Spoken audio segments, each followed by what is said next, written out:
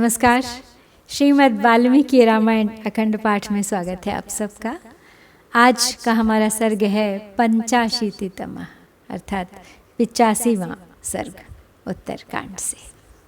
आज के सर्ग में है भगवान विष्णु के तेज का इंद्र और वज्र आदि में प्रवेश, इंद्र के वज्र से वृत्रासुर का वध तथा ब्रह्म हत्याग्रस्त इंद्र का अंधकारमय प्रदेश में जाना। तो चलिए प्रारंभ करते हैं आज का पाठ। लक्ष्मणस्य तु तद्वाक्यं श्रुत्वा शत्रुनिबर्हणः वृत्रघातमशेषेण कथयेत्याह सुव्रत। राघवेणैव मुक्तस्तु सुमित्रानन्दवर्धनः भूय एव कथां दिव्यां कथयामास सुव्रतः। सहस्राक्षवचः श्रुत्वा सर्वेषां च दिवौकसां विष्णुर्देवानुवाचेदं सर्वानिन्द्रपुरोगमान्।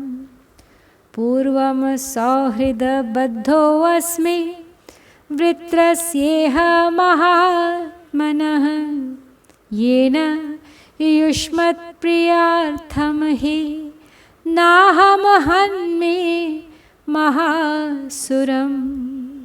अवश्यं करणीयं च भवतां सुखमोत्तमम् तस्मादुपायमाख्यास्ये सहस्राक्षो वधिष्यति। अब लक्ष्मण ने जब अश्वमेध यज्ञ का उपाय सुझाया तो उनकी ये बात सुनकर शत्रुओं का संहार करने वाले श्री रामचंद्र जी ने कहा, हे उत्तम व्रत का पालन करने वाले सुमित्रा कुमार, वृत्रासुर के वध की पूरी कथा कह सुनाओ। तो श्री रामचंद्र जी के इस प्रकार आदेश देने पर उत्तम व्रत के पालक सुमित्रा नंदन लक्ष्मण ने पुनः उस दिव्य कथा को सुनाना आरंभ किया। बोले, प्रभो, सहस्र नेत्रधारी इंद्र तथा संपूर्ण देवताओं की वह प्रार्थना सुनकर भगवान विष्णु ने इंद्र आदि सब देवताओं से इस प्रकार कहा, देवताओं, तुम्हारी इस प्रार्थना के पहले से ही मैं महामना वृत्रासुर के स्नेह बंधन में बंधा हुआ हूँ, इसलिए तुम्हारा प्रिय करने के उद्देश्य से मैं उस महान असुर का वध नहीं करूँगा, परंतु तुम सब के उत्तम सुख की व्यवस्था करना भी मेरा आवश्यक कर्तव्य है। इसलिए मैं ऐसा उपाय बताऊंगा जिससे देवराज इंद्र उसका वध कर सकेंगे। त्रेधा भूतम करिष्यामि आत्मानं सुरसत्तमाः तेन वृत्रम सहस्राक्षो वधिष्यति न संशयः। एकांशो वासवं यातु द्वितीयो वज्रमेव तु तृतीयो भूतलं यातु तदा वृत्रं हनिष्यति। तथा ब्रुवति देवेशे देवा वाक्यं अथा ब्रुवन् एवमेतन्न संदेहो यथा वदसि दैत्यः। भद्रं ते अस्तु गमिष्यामो वृत्रासुरवधैषिणः भजस्व परमोदार वासवं स्वेन तेजसा।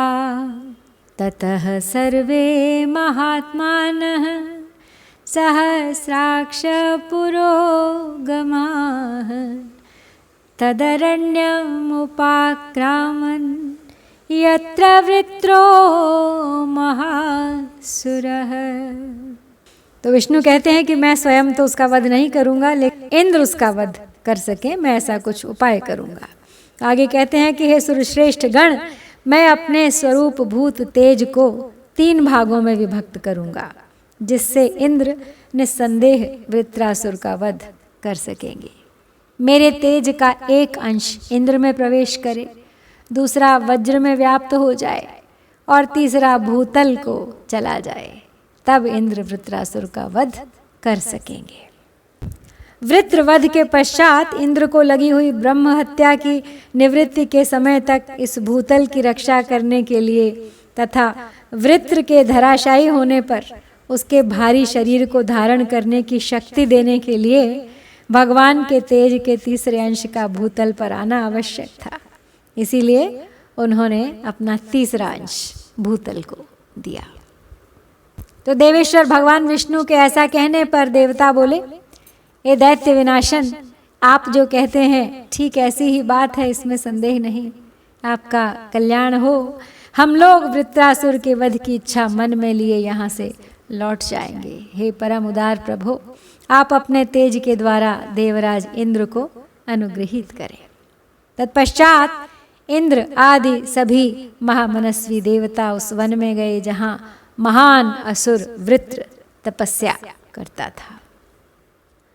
ते अपश्यंस्तेजसा भूतं तप्यन्तं सुरोत्तमं पिबन्तमिव लोकान् स्त्रीन् निर्दहन्तमिवाम्बरम् दृष्ट्वैव चासुरश्रेष्ठं देवास्त्रा समुपागमन् कथमेनं वधिष्यामः कथं न स्यात् पराजयः। तेषां चिन्तयतां तत्र सहस्राक्षः पुरन्दरः वज्रं प्रगृह्य पाणिभ्यां प्राहिणोद वृत्रमूर्धनि कालाग्निनेव घोरेण दीप्तेनेव महार्चिषा पतता वृत्रशिरसा जगत्त्रासमुपागम असंभाव्यं वधं तस्य वृत्रस्य विबुधाधिपः चिन्तयानो जगामाशु लोकस्यान्तमहायशाः। तो इंद्र और सभी देवता वहाँ पहुँचे जहाँ वृत्र तपस्या कर रहा था। उन्होंने देखा कि असुर श्रेष्ठ वृत्रासुर अपने तेज से सब ओर व्याप्त हो रहा है और ऐसी तपस्या कर रहा है मानो उसके द्वारा तीनों लोकों को वो पी जाएगा और आकाश को भी दग्ध कर डालेगा। उस असुर श्रेष्ठ वृत्र को देखते ही देवता लोग घबरा गए और सोचने लगे, हम कैसे इनका वध करेंगे और किस उपाय से हमारी पराजय नहीं हो पाएगी। वे लोग वहाँ इस प्रकार सोच ही रहे थे कि सहस्र नेत्रधारी इंद्र ने दोनों हाथों से वज्र उठाकर उसे वृत्रासुर के मस्तक पर दे मारा। इंद्र का वह वज्र प्रलय काल की अग्नि के समान भयंकर और दीप्तिमान था। उससे बड़ी भारी लपटें उठ रही थीं। उसकी चोट से कटकर जब वृत्रासुर का मस्तक गिरा तब सारा संसार भयभीत हो उठा। निरपराध वृत्रासुर का वध करना उचित नहीं था, अतः उसके कारण महायशस्वी देवराज इंद्र बहुत चिंतित हुए और तुरंत ही सब लोकों के अंत में लोकालोक पर्वत से परवर्ती अंधकारमय प्रदेश में चले गए।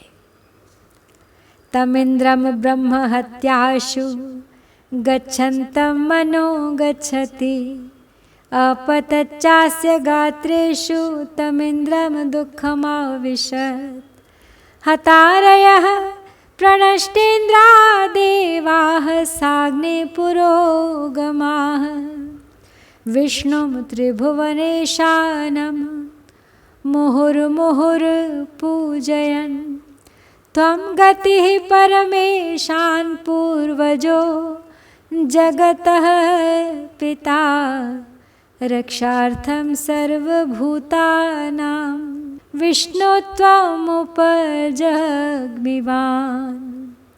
हतश्चायं त्वया वृत्रो ब्रह्महत्या च वासवं बाधते सुरशार्दूल मोक्षं तस्य विनिर्दिश। तो इंद्र जब ब्रह्म हत्या के पाप से बचने के लिए अंधकारमय प्रदेश में चले गए तो जाने के समय ब्रह्म हत्या तत्काल उनके पीछे लग गई और उनके अंगों पर टूट पड़ी। इससे इंद्र के मन में बड़ा दुख हुआ। देवताओं का शत्रु मारा गया, इसलिए अग्नि आदि सब देवता त्रिभुवन के स्वामी भगवान विष्णु की बार बार स्तुति पूजा करने लगे, परंतु उनके इंद्र अदृश्य हो गए थे। इसके कारण उन्हें बड़ा दुख हो रहा था। तो देवता बोले, परमेश्वर, आप ही जगत के आश्रय और आदि पिता हैं। आपने संपूर्ण प्राणियों की रक्षा के लिए विष्णु रूप धारण किया है। आपने ही इस वृत्रासुर का वध किया है, परंतु ब्रह्म हत्या इंद्र को कष्ट दे रही है। अतः सुरश्रेष्ठ, आप उनके उद्धार का कोई उपाय बताइए। तेषां देवानां विष्णुरब्रवीत्, मामेव यजतां शक्रः पावयिष्यामि वज्रिणम्। पुण्येन हयमेधेन मामिष्ट्वा पाक शासनः, पुनरेष्यति देवानामिन्द्र त्वं कुतो भयः। एवं संदिश्यतां वाणीं देवानां चामृतोपमां, जगाम विष्णुर्देवेशः स्तूयमानस्त्रिविष्टपम्। तब देवताओं की ये बात सुनकर भगवान विष्णु बोले, तो इंद्र अब मेरा ही यजन करें, मैं उन वज्रधारी देवराज इंद्र को पवित्र कर दूंगा। पवित्र अश्वमेध यज्ञ के द्वारा मुझ यज्ञ पुरुष की आराधना करके पाक शासन इंद्र पुनः देवेंद्र पद को प्राप्त कर लेंगे और फिर उन्हें किसी से भय नहीं रहेगा। तो देवताओं के समक्ष अमृतमयी वाणी द्वारा उक्त संदेश देकर देवेश्वर भगवान विष्णु अपनी स्तुति सुनते हुए परम धाम को चले गए।